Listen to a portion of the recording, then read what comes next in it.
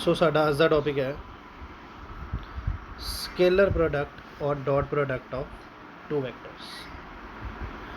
ठीक है, सब तो पहले दी definition, scalar product of two vectors is equal to product of their magnitude and cosine of smaller angle between them. Okay, देखो बेटा हम समझ गए के अंदर मान लो भी अपने को दो वैक्टर है, एक वैक्टर ए है, एक वैक्टर बी है। ओके, तो दोनों विच कुछ एंगल है थीटा। तो असी अगर दो वैक्टर्स नू मल्टीप्लाई कर रहे हैं, ठीक है, तो कहते भी इन्हों का आंसर कि आएगा magnitude of A into magnitude of B into cosine of smaller angle between them. ठीक है, ये डेफिनेशन का मतलब, ठीक है, ये डेफिनेशन का मतलब समझाया तुहानू। अच्छा, हुण डॉट प्रोडक्ट का की मतलब इत्थे कि जदों तुसी किसी दो वैक्टर क्वांटिटीज़ नू मल्टीप्लाई करो, जदों तुसी किसी दो क्वांटिटीज़ नू मल्टीप्लाई करो तो तुहाडे कोल थर्ड क्वांटिटी जिहड़ी है वो स्केलर आवे, थर्ड क्वांटिटी स्केलर आवे। असी उदों किहड़ा प्रोडक्ट यूज़ करते हैं? Dot product. मतलब जो सी है, C is a scalar quantity, तो यदी वैल्यू कितनी होएगी? A B cos theta. Okay, असी इहनूं एक एग्जाम्पल ना समझते हैं, असी एक एग्जाम्पल ना समझण दे लई एग्जाम्पल ना समझते। मान लो बेटा तुसी 9th क्लास के अंदर वर्क डन पढ़ते, वर्क डन असी ऐसा लिखते ही एफ डॉट एस। फोर्स की है एक वैक्टर क्वांटिटी, डिस्प्लेसमेंट की है एक वैक्टर क्वांटिटी, बट जो असी दोनों मल्टीप्लाई करते हैं तो अपने को वर्क डन आ रहा है। Work done is a scalar quantity. ठीक है, वर्क डन की कोई डायरेक्शन नहीं होती, work done is a scalar quantity. Okay, तो जो दो वैक्टर क्वांटिटी को मल्टीप्लाई करने तो बाद अपने को थर्ड क्वांटिटी स्केलर आए, उदों असीं किहड़ा प्रोडक्ट यूज़ करना है? Dot product. तो असी बेटा एफ डॉट एस नूं इस तरह भी लिख सकते हैं, एफ एस कॉस थीटा। ठीक है जी, चलो हुण तुहानूं थोड़ा जिहा होर मतलब समझाने दा। इहदी एक होर डेफिनेशन हुंदी है, इहदी एक होर डेफिनेशन हुंदी है जिन्हों मैं डेफिनेशन पहले लिख देना इत्थे। ठीक है, इत्थे लिखा जाता है बुक च dot product of two vectors is equal to magnitude of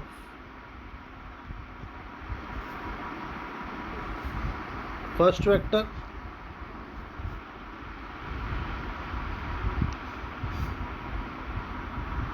and magnitude of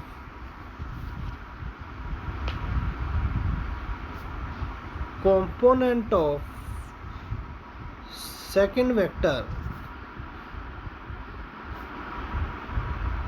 which is in the direction of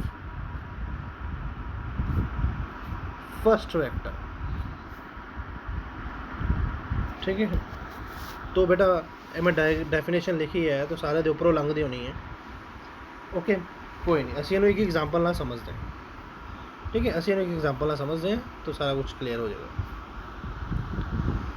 ठीक है, देखो मान लो अपने को बेटा एक वैक्टर है ए वैक्टर, ओके, एक वैक्टर है बी वैक्टर, इनू असीं ए वैक्टर मान लिया, इनू असीं बी वैक्टर। ठीक है, तो मैं बेटा तुहानूं रिजोल्व करना सिखाया सी वैक्टर्स नूं। एक मान लो जो बी वैक्टर है, इन्हूं मैं तेरे दो कंपोनेंट बना सकता, एक वर्टिकल डायरेक्शन तो एक हॉरिजॉन्टल डायरेक्शन। ठीक है, चलो इनू समझने तो पहले ना एक चीज़ होर समझते हैं, फिर तुहानूं ज़्यादा बढ़िया समझ आएगा। देखो मान लो बेटा अपने को एक इत्थे ब्लॉक पिया, ओके, इहदे उपर एक फोर्स लग रही है इस डायरेक्शन तो बॉडी की डिसप्लेसमेंट हो रही है इस डायरेक्शन ठीक है। तो मैं की करदा मैं फोर्स के दो कंपोनेंट रिजोल्व कर लेना। मान लो भी दोनों विच एंगल बन रहा थीटा ठीक है। जो मैं फोर्स के दो कंपोनेंट रिजोल्व करांगा एक वर्टिकल आएगा एक हॉरिजॉन्टल आएगा। ਜਿਹੜਾ ਤੁਹਾਨੂੰ ਪਤਾ ਜਿਹੜਾ ਵੈਕਟਰ ਅਸੀਂ ਰਿਜ਼ੋਲਵ ਕਰਦੇ ਹਾਂ ਜਿਸ ਸਾਈਡ ਨਾਲ ਉਹਦਾ ਐਂਗਲ ਥੀਟਾ ਬਣਦਾ ਹੋਵੇ ਉਹ ਕੀ ਹੁੰਦੀ cos ਥੀਟਾ ਦੂਸਰੀ ਸਾਈਡ ਹੁੰਦੀ sin ਥੀਟਾ ਓਕੇ। ਹੁਣ ਤੁਸੀਂ ਬੇਟਾ ਐਨਾਲਾਈਜ਼ ਕਰੋ ਵੀ ਜਦੋਂ ਇੱਕ ਅਸੀਂ ਬਾਕਸ ਉੱਪਰ ਫੋਰਸ ਲਗਾ ਰਹੇ ਹਾਂ ਉਹ ਬਾਕਸ x ਐਕਸਿਸ ਵੱਲ ਡਿਸਪਲੇਸ ਹੋ ਰਿਹਾ। ਹੁਣ ਜਿਹੜੀ ਫੋਰਸ ਹੈ ਉਹ ਤੇ ਅਸੀਂ 2 ਡਾਇਮੈਂਸ਼ਨਲ 'ਚ ਲਗਾ ਰਹੇ ਹਾਂ ਉਹਦਾ ਇੱਕ एक्स कंपोनेंट भी है और एक वाई कंपोनेंट भी बट फोर्स ब्लॉक नूं किहड़े जिहड़े फोर्स है वो ब्लॉक नूं एक्स कंपोनेंट च डिसप्लेस कर रही है ना कि वाई कंपोनेंट च डिसप्लेस कर रही है। ਇਹਦਾ मतलब है कि फोर्स का किहड़ा कंपोनेंट इफेक्टिव है इत्थे वो कंपोनेंट जिहड़ा डिसप्लेसमेंट की डायरेक्शन च जिहड़ा डिसप्लेसमेंट की डायरेक्शन च। हुण देखो मैं तुहानूं डेफिनेशन दोबारा समझाना की लिखिया सी मैं लिखा सी dot product of two vectors is equal to magnitude of first vector मान लो भी इतने वर्क फोर्स एफ डॉट ऐसी गल करता हूँ मान लो भाई कहना dot product of two vectors is equal to magnitude of first vector मान लो एस है एस लिख लिया and the component of second vector हूँ सेकंड वैक्टर केड़ा एफ दे मेरे को दो कंपोनेंट है एक केड़ा एफ कॉस थीटा एक केड़ा F sine theta component of second vector which is in the direction of first vector तो सेकंड वैक्टर का मैं केड़ा कंपोनेंट ले रहा जेड़ा फर्स्ट वैक्टर की डायरेक्शन च तो फर्स्ट वैक्टर की डायरेक्शन च केड़ा एफ कॉस थीटा ओके। तो ये ज़्यादा इफेक्टिव डेफिनेशन है जिससे बच्चे को ज़्यादा बढ़िया समझ आता है ठीक है। जो दो वैक्टर ने दो डॉट प्रोडक्ट कदों यूज़ होना है मैं दोबारा समझा देना दो वैक्टर्स ने असी उन्होंने मल्टीप्लिकेशन की थर्ड क्वांटिटी स्केलर आई ठीक है तो उन्होंने असी की लेना dot product of two vectors. हुण इनू एफ एस मतलब कॉस थीटा को लिखते सी वो भी तुहानूं मैं समझाता भी जो अपने को दो वैक्टर ने एक वैक्टर नूं तुसीं रिजोल्व करना दो कंपोनेंट्स तो वह किहड़ा कंपोनेंट लेना जिहड़ा फर्स्ट वैक्टर की डायरेक्शन च होएगा तो फर्स्ट वैक्टर की डायरेक्शन च किहड़ा आएगा कॉस थीटा वाला। समझ लग गई गल जी ठीक है जी। तो आई होप तुहानूं भी समझ आ गई सारे नूं। तो असी हुण इहदी प्रॉपर्टीज़ नूं स्टडी करते हैं ओके। चलो देखो यदि फर्स्ट प्रॉपर्टी है अच्छा इस तो पहले एक लाइन लिखी हुई the the scalar product of scalar और dot product of two vectors is always scalar ठीक है। तो मैं पहले समझाया कि जो दो वैक्टर्स को मल्टीप्लाई करोगे थर्ड क्वांटिटी की आएगी स्केलर आएगी। उस तो बाद प्रॉपर्टीज़ ऑफ स्केलर प्रोडक्ट पहली प्रॉपर्टी की है scalar product is commutative okay. Scalar product की होंदा कॉम्यूटेटिव होंदा कॉम्यूटेटिव का मतलब की होंदा कि जे असी मान लो भाई ए डॉट बी करिए या बी डॉट ए करिए तो आंसर हमेशा की आना सेम आना आंसर के कोई फर्क नहीं आएगा ओके। हुण मैं सैकेंड प्रॉपर्टी जरा स्टेज रख रहा ये असी अगली वीडियो एग्जाम्पल ना समझांगे। दूसरा की है scalar product of two perpendicular vector is zero कहता भी जे मान लो अपने को दो वैक्टर है एक ए वैक्टर तो एक बी वैक्टर जे दोनों एक दूजे तो 90 डिग्री के एंगल से ने ओके। तो इन्हों का प्रोडक्ट हमेशा कितना होएगा जीरो होएगा। वह लॉजिक की है वह लॉजिक देखो अपने को बेटा ए डॉट बी कि होंगे ए बी कॉस थीटा अगर दो वैक्टर परपेंडिकुलर है तो कोस 90 degree and cos 90 is 0 that is why a dot b is always 0 okay। then fourth property scalar product of two vectors is equal to product of their magnitude. See बेटा, two parallel vectors मतलब एक ए vector है, एक B vector है, दोनों direction same है। अगर direction same है तो एंगल कितना होएगा 0 डिग्री। ए डॉट बी कितना आएगा ए बी कॉस जीरो होंदा 1, तो ए डॉट बी किहदे कोल आ गया ए इंटू बी। ओके, ठीक है जी, लग गई समझ। चलो आगे देखते हैं।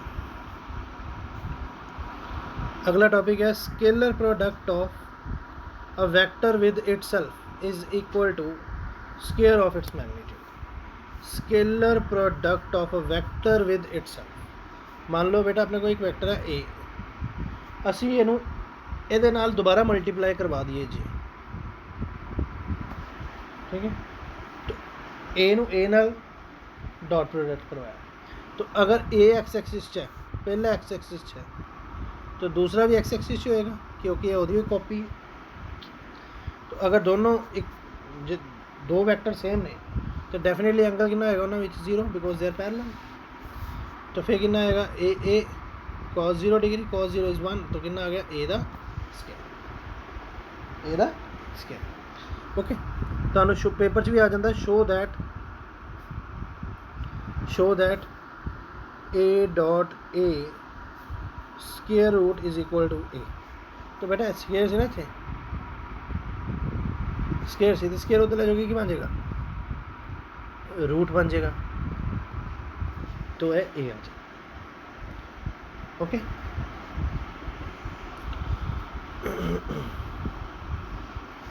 नेक्स्ट क्या है scalar product of orthogonal unit vector. बेटा असी लोग यूनिट वेक्टर पढ़ के आए हैं पीछे। Unit vector is a vector whose magnitude is 1 and acts always in the direction of given vector। ठीक है, यूनिट वेक्टर ਆਪਾਂ ਨੂੰ डायरेक्शन ਨੂੰ स्पैसीफाई ਕਰਨ ਵਿੱਚ हेल्प करता ਸੀਗਾ। मैं एक बार दोबारा समझा देना यूनिट वेक्टर का। जिवें मान लो भाई असी कहने एक फोर्स है, a force of 5 Newton is in X axis, ठीक है। तो बेटा ये अपना एडा वड्डा सानू एक लाइन लिखनी पई ए मैंशन करने लिए भी जी फोर्स है वो एक्स एक्सिस चला रही है, ठीक है। तो उस तो बाद साइंटिस्ट ने एक नवा तरीका लभ्या सी इनू डिनोट करन दा। जे असीं इनू 5 कैप लिख दईए तो 5 की हो गया मैग्नीट्यूड, तो आई कैप की रिप्रजेंट कर रहे हैं एक्स एक्सिस, है ना। तो यूनिट वैक्टर आपां नूं डायरेक्शन नूं स्पैसीफाई करने विच हेल्प करता सी।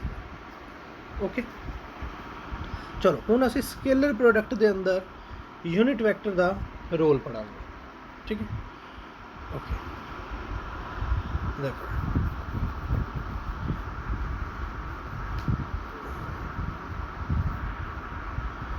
हुण जे मान लो बेटा दो वैक्टर एक्स एक्सिस च लग रहे हैं, तो अगर एक्स एक्सिस लग रहे हैं तो पहले का यूनिट वैक्टर आई क्या, दूसरे का यूनिट वैक्टर आई क्या, राइट, क्योंकि both the vectors are acting in X axis. तो आई कैप का मैग्नीट्यूड कितना होएगा 1, दूसरे आई कैप का भी मैग्नीट्यूड कितना होएगा 1। अगर दोनों की एक्सिस सेम है तो कॉस कितना होएगा 0, तो आंसर कितना आएगा 1। ऐसे देखना अगर दो वाई एक्सिस लग रहे तो भी आंसर 1, अगर दो जेड एक्सिस लग रहे हैं तो भी आंसर कितना आएगा 1। ठीक है जी, आई होप तुहानू समझ आ गया होगा सारे। चलो असी अगे चलते। हाँ जी, नेक्स्ट देखो, अगर दो वैक्टर अपने को परपेंडिकुलर है, लेट कर लो एक एक्स एक्सिस है एक वाई एक्सिस है, तो प्रोडक्ट आई डॉट जे, तो आई दी मैग्नीट्यूड 1 जे दी मैग्नीट्यूड 1, अगर दोनों परपेंडिकुलर है तो कॉस आएगा 90, कॉस 90 0, तो टोटल कितना आ गया 0।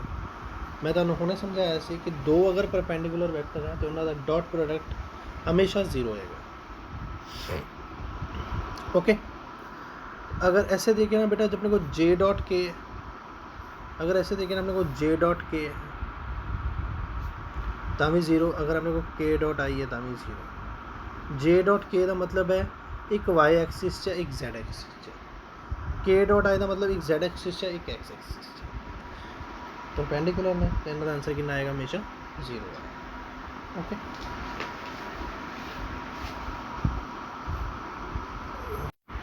हाँ जी।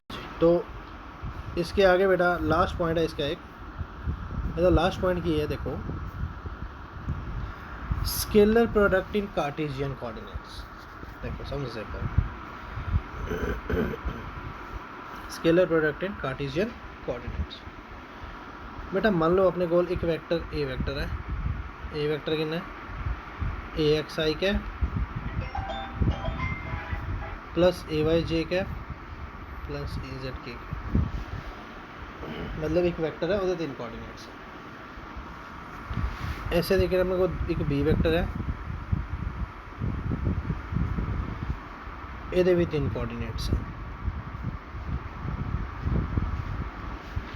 ओके, असी दो वैक्टर्स ए ते बी आपस मल्टीप्लाई कराया, कि लिखांगे ए डॉट बी, ए की वैल्यू भर दो ए x I cap plus a Y J cap plus a Z के कैप, बी एक्स आई कैप प्लस बी वाई जे कैप प्लस बी जेड के कैप। ठीक है, हुण बेटा अगर तुसी मल्टीप्लिकेशन करोगे तो पहले ए एक्स नू कितना करोगे, ए एक्स नू पहले बी एक्स आई ना, फिर ए एक्स नू बी वाई जे कैप ना, फिर ए एक्स नू बी जेड के कैप। ठीक है, हुण देखो बेटा की है कि जो तुसी एक चीज़ करोगे ए एक्स नू बी एक्स ना करोगे, मैं एक करके दिखा रहा हूँ, ए एक्स नू बी एक्स ना करोगे, अपने को आएगा आई डॉट आई, राइट। उस तो बाद अगर तुसी ए एक्स नू बी वाई ना करोगे, तो ए एक्स नू बी वाई ना किया तो की आएगा आई डॉट जे। तो बेटा पिछे पढ़ के आए हैं भी आई डॉट जे कितना होंदा है जीरो, जे डॉट के कितना होंदा है जीरो, के डॉट आई कितना होंदा है जीरो। ठीक है, तो ਇਹਦਾ मतलब ਜਿਹੜੇ दो नॉन सिमिलर वैक्टर्स ने उन्होंने प्रोडक्ट हमेशा जीरो होना। ठीक है, तो ਜਿਹੜੇ सिमिलर ने उन्होंने प्रोडक्ट क्या है हमेशा वन।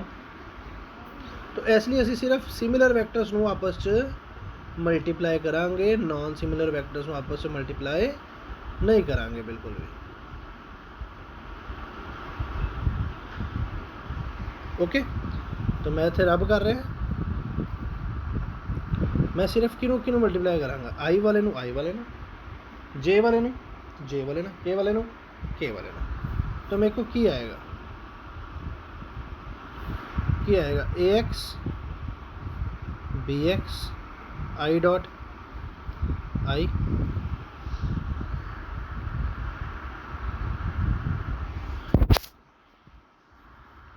हाँ जी, a dot b is equal to